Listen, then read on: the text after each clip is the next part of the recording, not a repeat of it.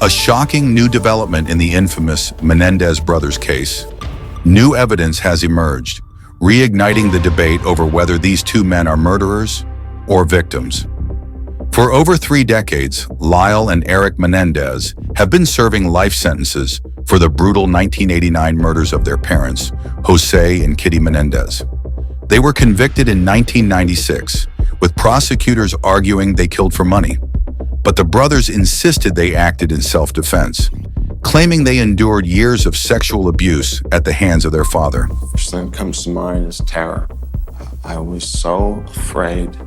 A few days before, I had said to myself, I'm never going to let my father touch me again. After I told Lyle that it had been continuing on, I said to myself, I'm never going to let him touch me again. And just before the shootings, my dad told me to get to my room and that he would be there in a minute, and he was going to come up, and there was going to be sex, and it was like an explosion in my mind. Now new evidence has come to light, evidence that was never presented at trial. But Los Angeles District Attorney Nathan Hochman is fighting to keep them behind bars. Will this be the final blow to the Menendez brothers case, or could this be their long-awaited chance at freedom?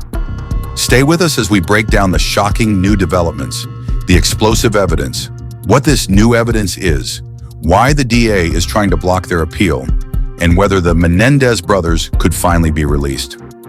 August 20th, 1989, a wealthy Beverly Hills couple, Jose and Kitty Menendez, were found brutally murdered in their home, shotgunned to death in what looked like a mafia-style hit.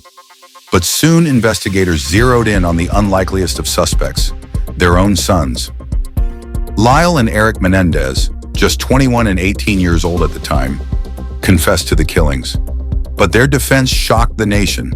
They claimed they weren't cold-blooded killers, but victims, that they had endured years of horrific sexual abuse at the hands of their father and finally snapped.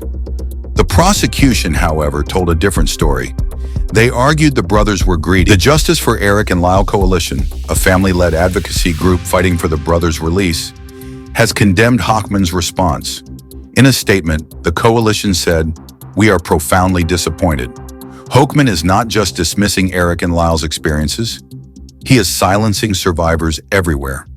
They argue that abuse does not exist in a vacuum, that it rewires the brain, creates cycles of trauma, and absolutely could have influenced the brothers' actions that night. They also believe the second trial was deeply unfair, claiming key testimony about the alleged abuse was withheld from the jury. So if the habeas corpus petition is denied, does that mean the brothers have no other options? Not exactly.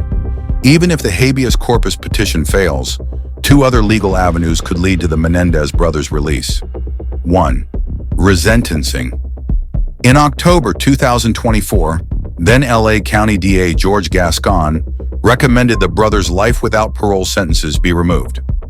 Under California's new sentencing laws, offenders under 26 at the time of their crimes can qualify for resentencing. If this happens, the brothers would instead face 50 years to life, which would make them immediately eligible for parole. But then, something happened that changed everything. Gascon lost re-election to Hochman. Now Hochman holds the power to decide if resentencing moves forward, and so far he's undecided. A key hearing on this is scheduled for March 20th to 21st, a date that could change everything. 2. Clemency from California, Governor Gavin Newsom. The brothers have submitted a clemency request to Governor Newsom. However, Newsom has made it clear he's waiting on Hochman's decision before making any moves. So all roads lead back to Nathan Hochman. Will he allow a resentencing hearing to proceed, or will he slam the door on the Menendez brothers once and for all? Right now, everything hinges on the upcoming March 20th to 21st hearing. If resentencing is granted, Lyle and Erik could finally have a shot at parole after 35 years. If it's denied, their last hope will be clemency from Governor Newsom. So what do you think? Should the Menendez brothers get a new trial? Was the abuse evidence wrongfully ignored? Or did the justice system get it right back in 1996? Let us know in the comments below.